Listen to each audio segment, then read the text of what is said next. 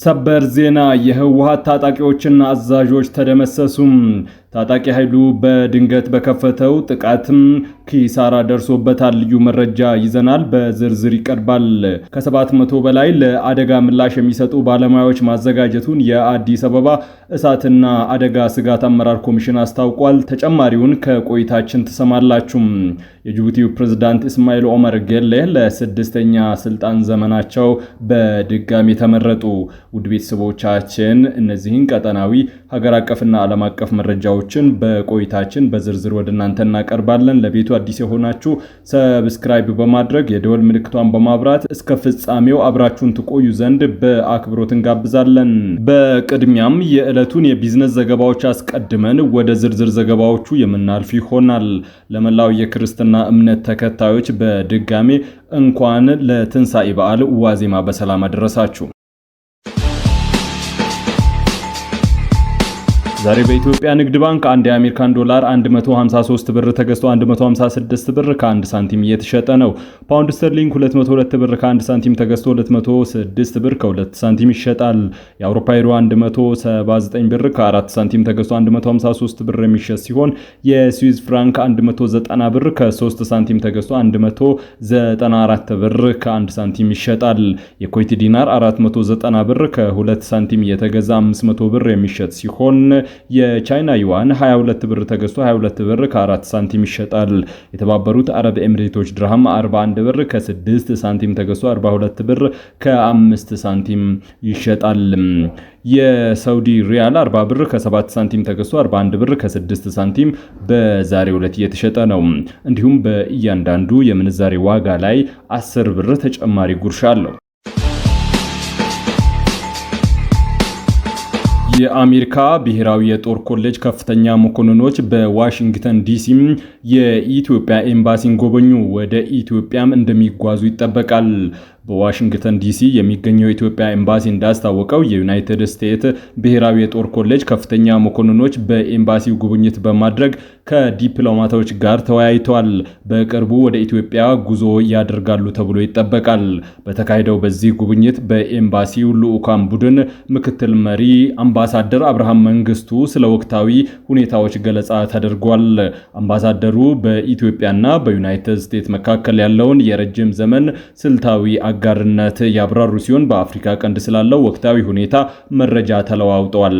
አምባሳደር አብርሃም የሁለትዮሽ ትብብሩ በተለይም ከብሔራዊ ደህንነት ጋር በተያያዙ ዘርፎች ማስፋፋት አስፈላጊ መሆኑን የጠቀሱ ሲሆን የጋራ ስልታዊ ጥቅሞችን ለማስከበር ትብብር መቀጠል እንደሚገባም አሳስበዋል። በተጨማሪም ኢትዮጵያ እየተከናወኑ ያሉ ዘርፈ ብዙ ማሻሻያዎች ለኢኮኖሚ እድገት አስተዋጽኦ እያበረከቱ መሆኑን የዩናይትድ ስቴትስ የግል ዘርፍ ባለሀብቶችን ጨምሮ ለውጭ ቀጥታ ኢንቨስትመንት ምቹ ሁኔታዎች መፈጠራቸውን አምባሳደሩ አብራርተዋል። እንደ ኤምባሲው መግለጫ መኮንኖቹ ለተደረገላቸው ገለጻ ምስጋና አቅርበው በተለያዩ ጉዳዮች ውይይት አድርገዋል። ልዑካን ቡድኑ በቅርቡ ወደ ኢትዮጵያ በመጓዝ ከተለያዩ የመንግስት ተቋማት የሥራ ኃላፊዎች ጋር እንደሚገናኙ ይጠበቃል። ቀደም ብሎ መጋቢት 2018 ዩናይትድ ስቴትስ የምድር ጦር ኮሌጅ መምህራንና ተማሪዎች ልዑካን ቡድን በኢትዮጵያ መከላከያ ዩኒቨርሲቲ ትምህርት ጉብኝት ማድረጋቸው ይታወሳል። ዩኒቨርሲቲው በወቅቱ እንደገለጸው ጉብኝቱ በወታደራዊ ትምህርት በስትራቴጂካዊ ጥናቶችና በምርምር ዘርፎች ያለውን ትብብር ለማጠናከር እንዲሁም የእውቀት ሽግግርና የተቋማት አቅም ግንባታን ለማሳደግ ይረዳልም ነበር ያሉትም። ልዑካን ቡድኑ ቁልፍ የላቦራቶሪ ክፍሎችን የጎበኙ ሲሆን ትብብሩን ማስፋት በሚቻልባቸው ሁኔታዎች ከዩኒቨርሲቲ አመራሮች ጋር መክረዋል።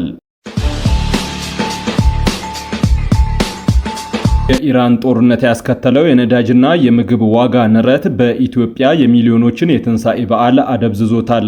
በኢትዮጵያ የሚገኙ በሚሊዮን የሚቆጠሩ ክርስቲያኖች በዋና ከተማም አዲስ አበባ የስቅለት በዓልን ትላንት አርብ ዕለት ያከበሩ ሲሆን ነገ እሁድ የሚከበረው የትንሳኤ በዓል ግን በኢራን ጦርነት ምክንያት በተከሰተ የነዳጅ እጥረትና የምግብ ዋጋ ንረት ጥላ አርፎበታል። የኢትዮጵያ ኦርቶዶክስ ተዋሕዶ ቤተክርስቲያን ምዕመናን አብዛኛው የዓለም ክርስቲያን የትንሳኤ በዓልን መጋቢት መጋቢት 27 ቀን ካከበረበት የቀን አቆጣጠር የተለየ ቀን መቁጠሪያን ይከተላሉ። የትንሣኤ ዕለትም አርብ ጾም ተብሎ የሚጠራው በ55 ቀን ጾምን ተከትሎ የሚመጣ ሲሆን በዕለቱ ምዕመናን ነጭ ባህላዊ ልብስ በመልበስ የጋራ ጸሎት ያደርጋሉ። ይህንንም ተከትሎ በትንሣኤ ዋዜማ ምዕመናን ይቅርታንና ሰላምን የሚያምኑበትን የሌሊት ስነስርዓትን ያከናውናሉ። ይሁን እንጂ የዋጋ መናርና በጉዞ እንዲሁም በጋራ የእርድ ስነስርዓቶች ላይ ተጽዕኖ አሳርፏል። አቶ ሳሙኤል ተሾመ የተባሉ አንድ ነዋሪ እንደገለጹት የበግ ዋጋ በእጥፍ ገደማ በመጨመሩ ለቤተሰቦቻቸው ለመግዛት ከአቅማቸው በላይ ሆኗል። ሌላው ነዋሪ ስራው ድንቅ አድማሱ በበኩላቸው የዶሮ ዋጋ በእጥፍ መጨመሩን ተናግረዋል። ነጋዴዎች ለዋጋ መጨመር ከገጠር አካባቢዎች እንስሳትን ለማጓጓዝ የሚጠቀሙበት ወጪ መጨመሩን እንደ ምክንያትነት ያቀርባሉ። ኢትዮጵያ ከፍተኛ የነዳጅ እጥረት ያጋጠማት ሲሆን ጥቂት ማደያዎች ብቻ ነዳጅ እያቀረቡ ይገኛሉ። አንዳንድ ነጋዴዎችም ዋጋ በከፍተኛ ሁኔታ ወደሚጨምርበት ጥቁር ገበያ ፊታቸውን አዙረዋል። የሚኒባስ ታክሲ አሽከርካሪው ተፈራ አርጋው በነዳጅ ማደያዎች ለረጅም ጊዜ ወረፋ በገቢው ላይ እንቅፋት እንደሆነበት ገልጾ የዘንድሮን ፋሲካ በዝምታ ለማሳለፍ ማቀዱን ተናግሯል። ለ3 ቀናት እዚህ አድረን እየጠበቅን ነው፣ ነዳጅ ጨርሶ ላናገኝ የምንችልበት እድል አለ ሲል ስጋቱን ገልጿል። መንግስት ወጪውን ለመቆጠብ ካስተዋወቃቸው እርምጃዎች መካከል አብዛኛዎቹ የመንግስት ሰራተኞች ከቤታቸው እንዲሰሩ መፍቀድና ለቁልፍ አገልግሎቶች የነዳጅ አቅርቦት ቅድሚያ መስጠት ይገኙበታል። ከ700 በላይ ለአደጋ ምላሽ የሚሰጡ ባለሙያዎች ማዘጋጀቱን የአዲስ አበባ እሳትና አደጋ ስጋት አመራር ኮሚሽን አስታወቀም። ከ700 በላይ ባለሙያዎችን፣ 54 የእሳት አደጋ ተሽከርካሪዎችን እንዲሁም 25 አምቡላንሶችን ዝግጅት ማጠናቀቁን የአዲስ አበባ እሳትና አደጋ ስጋት አመራር ኮሚሽን አስታውቋል። አደጋን አስቀድሞ መከላከል እንዲቻልና ከተከሰተም ፈጣን ምላሽ ለመስጠት የሚያስችል የባለሙያና የግብአት ዝግጅት መጠናቀቁን የአዲስ አበባ እሳትና አደጋ ስጋት አመራር ኮሚሽን ኮሚሽነር ዳይሬክተር አቶ በስራው መለሰ ገልጿል። ኮሚሽኑ የትንሣኤ በዓልን ያለ አደጋ ተከብሮ እንዲጠናቀቅ ወደ ስራ መግባቱን ገልጸው ኮሚሽኑ ለበዓሉ ከ700 በላይ ባለሙያዎች ማዘጋጀቱን ተናግሯል። 54 የእሳት አደጋ ተሽከርካሪዎችንና 25 አምቡላንስ እንዲሁም 3 የውሃ ቦቴዎችን ለአደጋ ምላሽ ዝግጅት ማጠናቀቁን አብራርተዋል። በበዓሉ ወቅት ከእሳት አደጋ በተጨማሪ ከተሽከርካሪ አደጋ ዜጎች ጥንቃቄ እንዲያደርጉ ጥሪ አቅርበዋል። ከኤሌክትሪክ አጠቃቀም ጋር በተያያዘም ለእሳት አደጋ መከሰት መንስኤ እንዳይሆን ጥንቃቄ እንዲደረግ አጽንኦት ሰጥተዋል። በአፋር ክልል አዋሳኝ አካባቢ በህወሓትና በትግራይ ሰላም ኃይል መካከል የተከሰተው ግጭት ከባድ ኪሳራ ማስተናገዱ ተገለጸ። በአፋር አዋሳኝ አካባቢዎች ሰፍሮ በሚገኘው ትግራይ የሰላም ኃይል ላይ በህወሓት ታጣቂዎች የተሰነዘረው ድንገተኛ ጥቃት ከፍተኛ የሰው ኃይልና የአመራር ኪሳራ በማስከተል በሽንፈት መጠናቀቁ ተሰምቷል። ይህ ጥቃት የተሰነዘረው በትግራይ ክልል መንግስት ውስጥ ባለው የፖለቲካና የጸጥታ መዋቅር አስተዳደራዊ ክፍል በከረረበት ወቅት መሆኑ ሁኔታውን አሳሳቢ አድርጎታል።